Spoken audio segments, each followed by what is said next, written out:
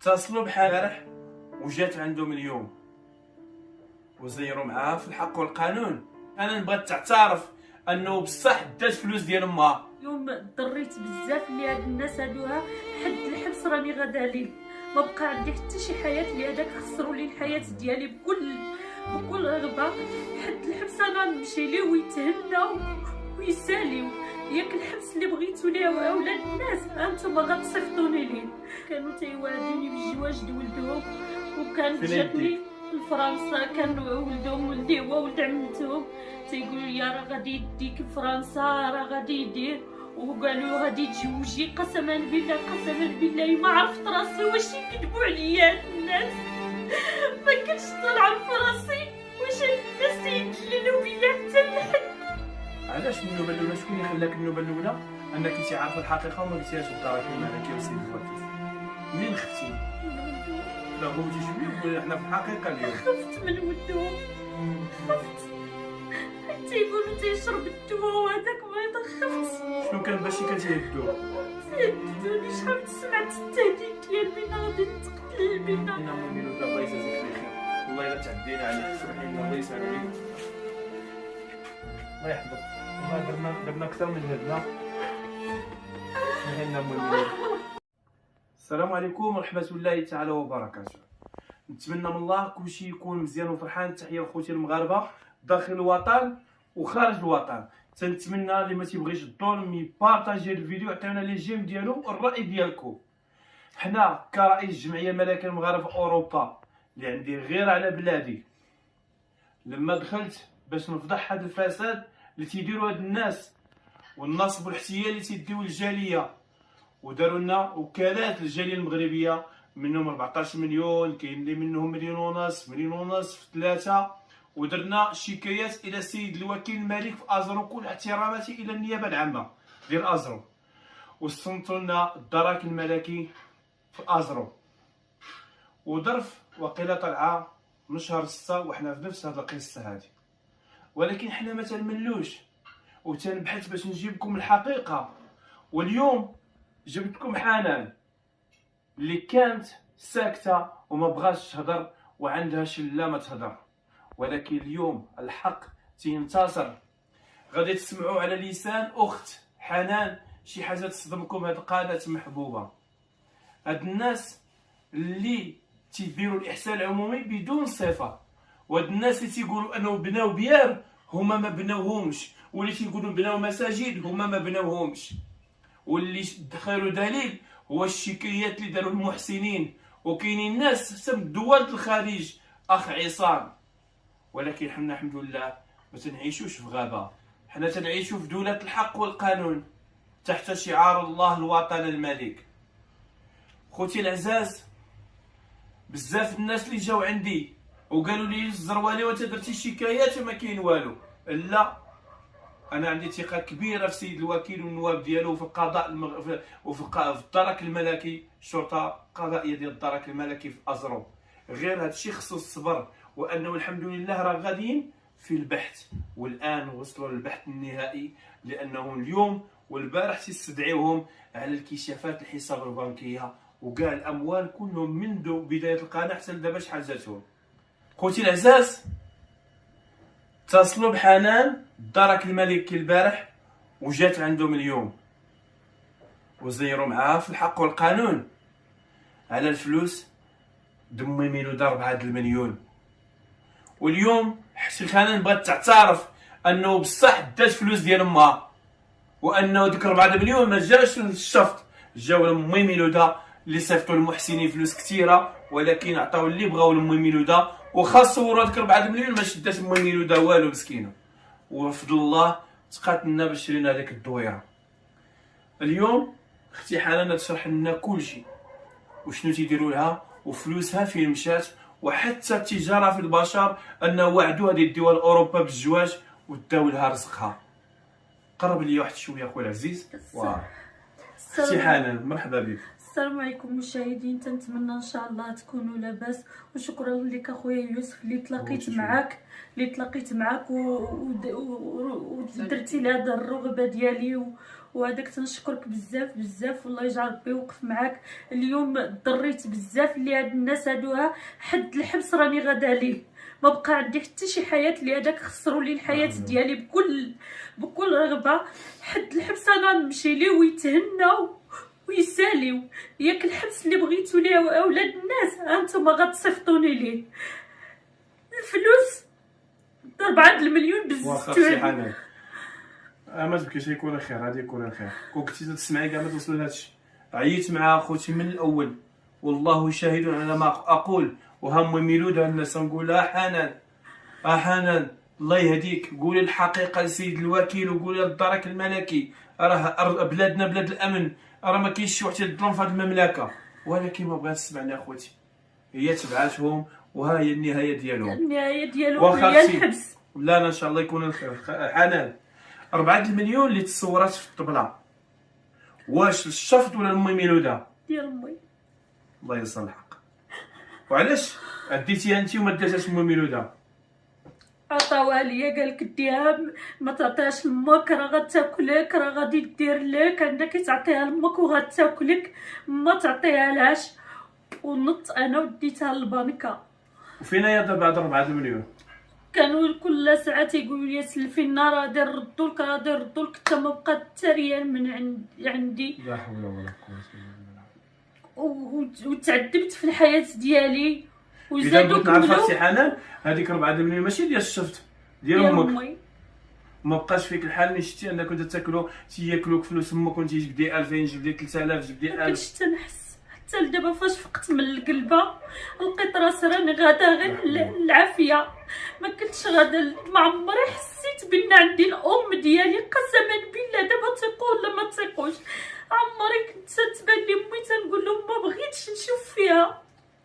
قسما بالله كان امي اللي كانت عندي معز عندي في الدنيا، ومعز عندي هي امي وبا، ما بقيتش نشوف ليها. حنان بغيت نسولك واحد السؤال، شحال انت خدامه مع هاد القناه محبوبه؟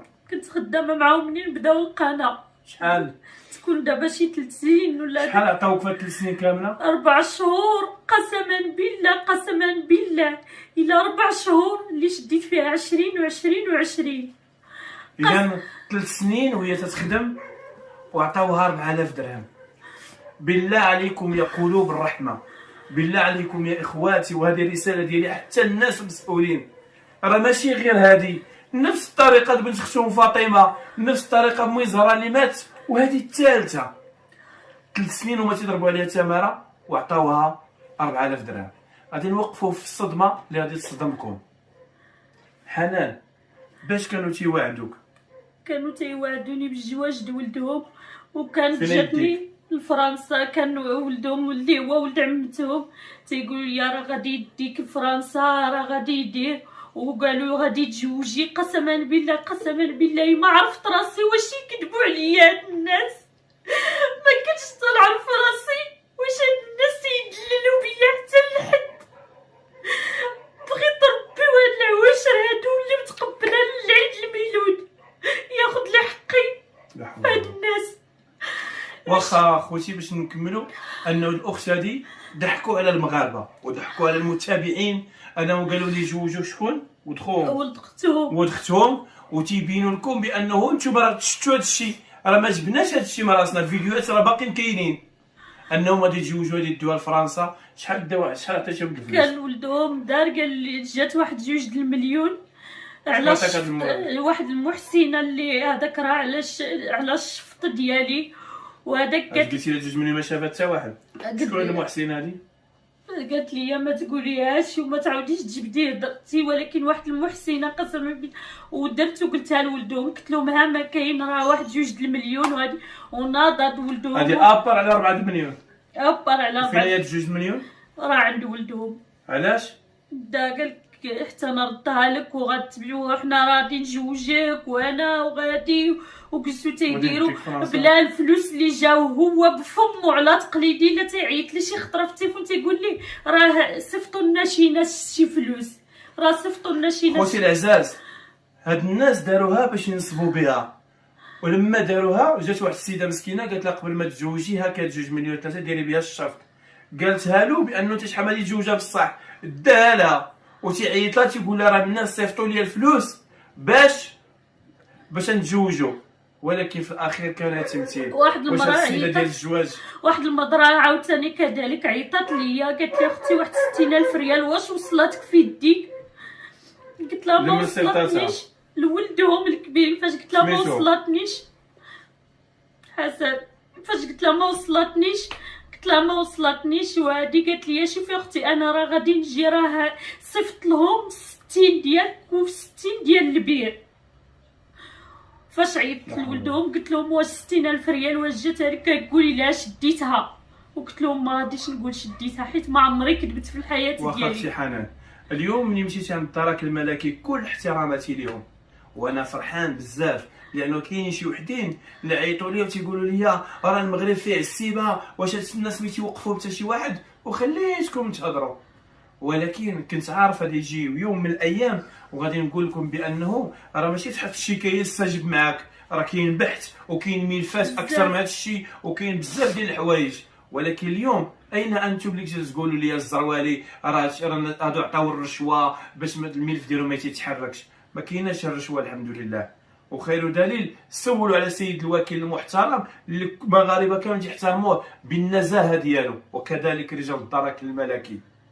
خوتي العزاز غادي تسمعوا شنو قالوا لك الدرك الملكي اليوم ملي مشيتي عندهم. قالوا لك الا ما تنازلت لكش امك على التنازل على الفلوس اللي ديتي لامك غادي نتابعوك في هذا الشيء ديال امك، الخيانه الامانه وانا ما كنتش عارفه هذا الشيء كامل. هاد الناس هادوها اللي كل شيء باش يحشوم عليكم تمشيو تديوني للمخزن مع قايه ما واعيه وتقولوا لي نوضي ديري دعوه ونوضي ترى عيطوا لك الجدارميه وانا ما عيطوليش.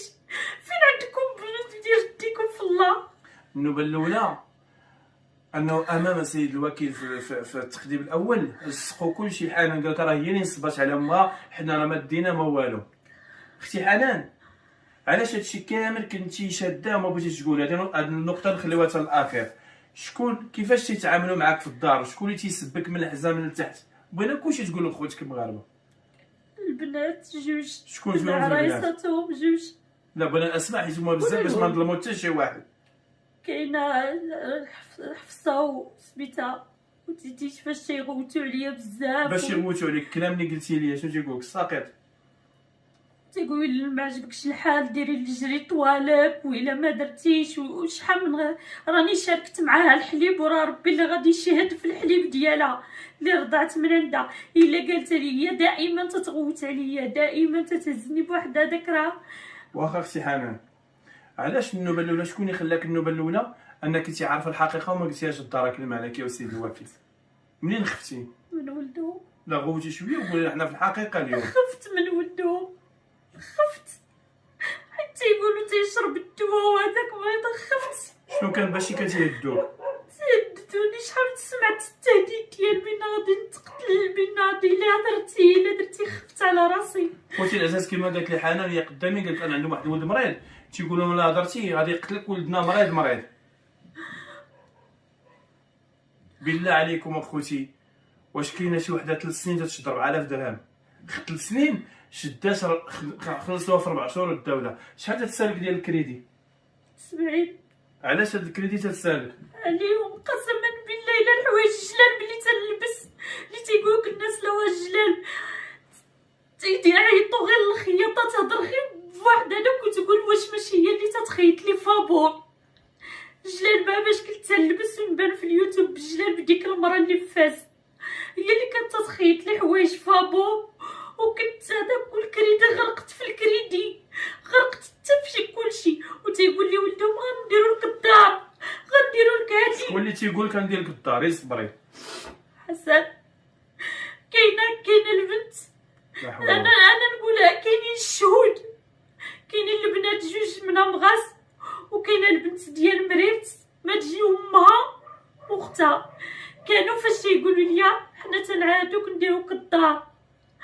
صوري معايا ديالك داكشي اللي ضعتي فيه وداكشي حنا تنديرو كلشي غادي نديرو لك. اليوم فين الدار اللي درتو؟ اش المستقبل درتو لي؟ الحبس؟ علاش كنتو غتصيفطوني؟ ماشي حشومه عليكم. اش غتقولوا قدام الله؟ هذه غير الدنيا وطويله، وربي سبحان الله. ربي واش غادي تحاسبني حاسبكم؟ ما كاينش.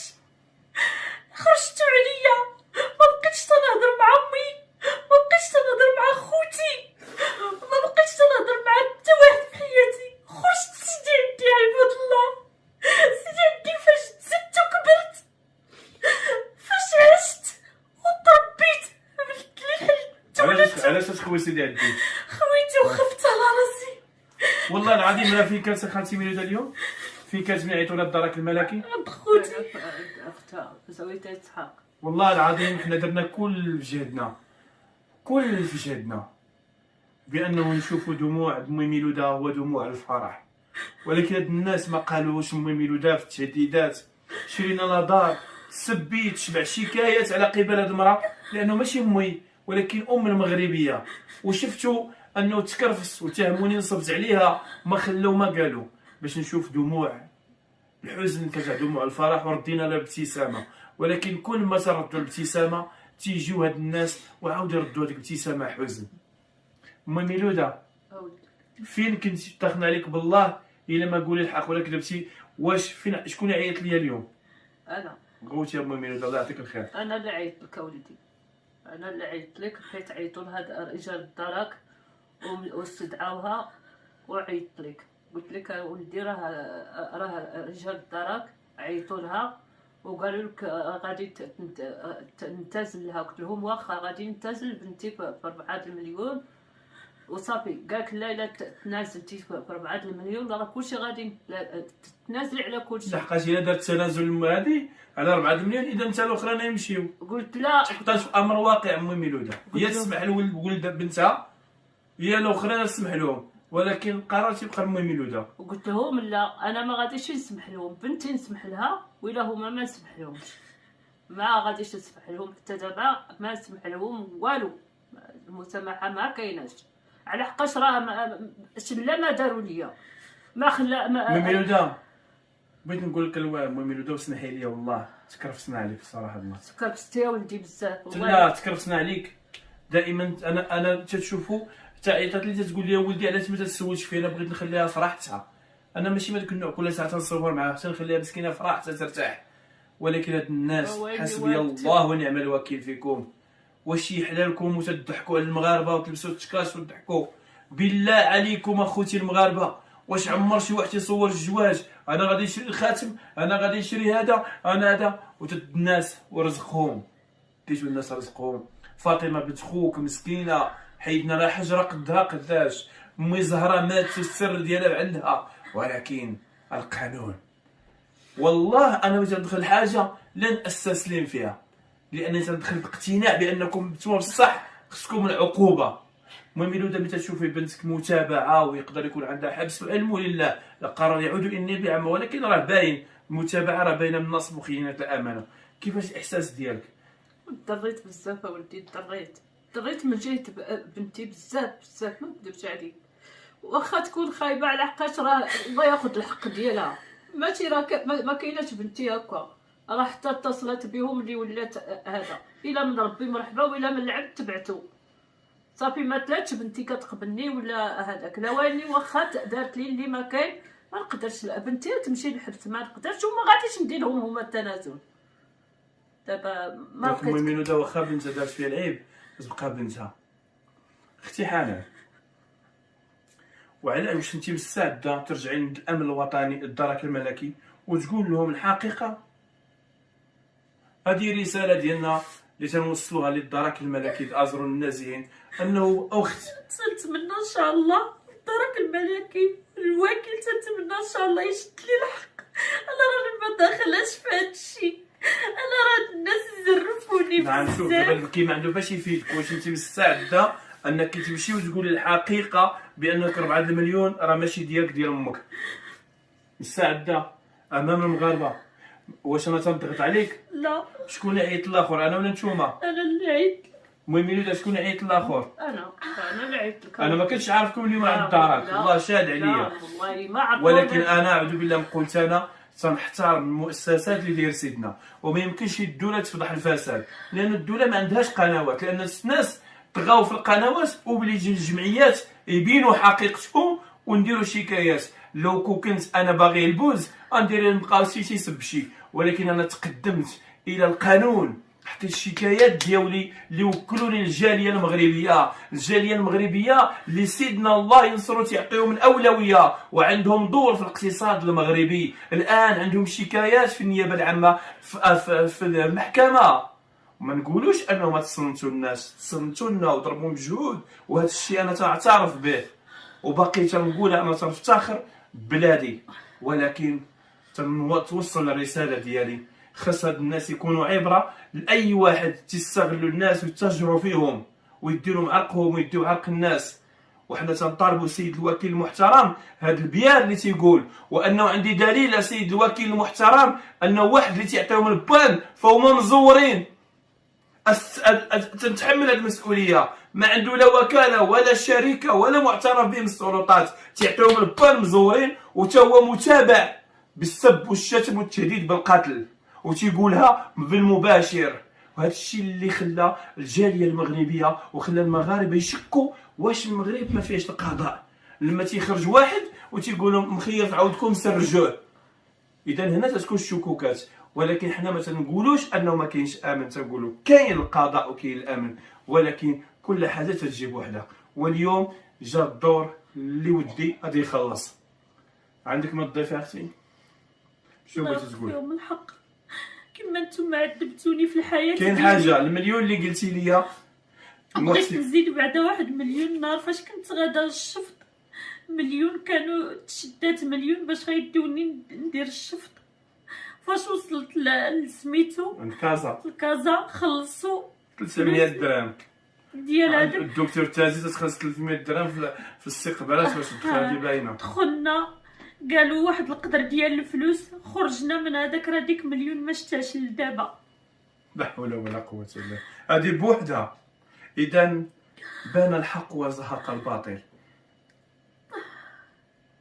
خوتي العزاز، حنا ما تنحاربوش الناس اللي تيديروا الخير، بالعكس انا تنبغي الناس يديروا الخير ونتنافس معاهم شكون تيدير الخير.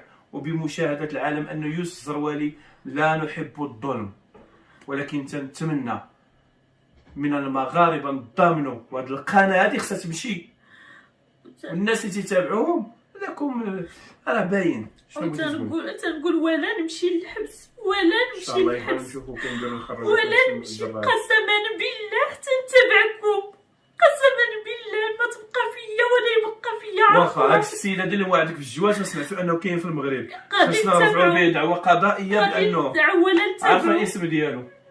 ان شاء الله غدا ان شاء الله ولا يوم الاثنين نمشيو نحطوا شكايه ديالنا في النيابه العامه باش يتم اغلاق الحدود ديالو باش يتعاقب هذا. ولكن راه شوف، اتقوا دعوه المظلوم لو كان كافرا. راه الله سبحانه وتعالى ما تيجيش يفضحك، الله تيمهل عليك وتيمهل عليك لعله ترجع الى الطريق الصحيح وتعطيك دروس. ولكن اللي طغى ستكون نهايته هي الشوع.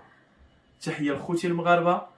اسمحي لنا امي ميلوده الله يجازيك بخير، والله الا تعدينا عليك، سمحي لنا الله يسهل عليك، الله يحفظك. والله درنا اكثر من جهدنا. سمحي لنا امي ميلوده، والله الا درنا كثير من جهدنا باش نفرحوا هذه المراه وشرينا لها دويره، بغينا مسكينه تفرح. ولكن انا تنكره نوري امي ميلوده في الفيديو لانه بغيتها تعيش مسكينه سالمه، وتنقولوا ما تصوروش معها غير باش ترتاح. وخير دليل هذه الايام انت تيدي ما بقاش ترعد، تنسولوا فيها بخير باش تبعد على المواقع. ولكن هاد الناس حسبي الله ونعم الوكيل، حسبي الله ونعم الوكيل، وانا لكم بالمرصاد. والله ما نسكت، والله ما نسكت، واخا نعرف ندير وقفه في واشنطن عليكم، وانا عندي ثقه كبيره في القضاء. شعارنا الله الوطن الملك. الله يبارك في عمر سيدي.